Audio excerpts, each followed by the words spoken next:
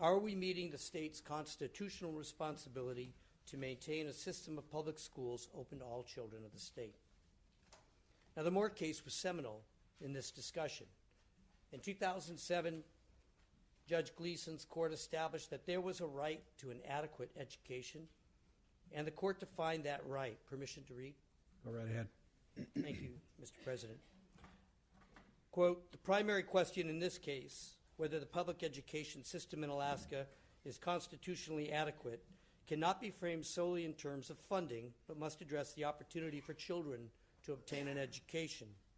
The legislature retains both the constitutional responsibility and the authority to maintain the schools in this state.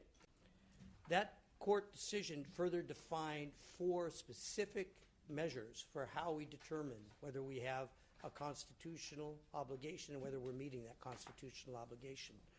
Again, permission to read, Mr. Right ahead. First, there must be a rational educational standard that ensures a constitutional floor of an adequate knowledge base for children.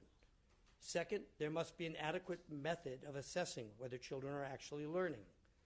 Third, there must be adequate funding so as to accord to schools the ability to provide instruction in these standards.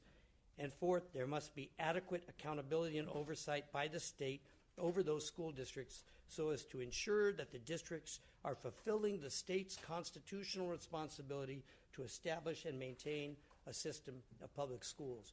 Those were the words of Judge Gleason in a decision that hasn't been questioned, that specifically says this is what our constitutional responsibility is.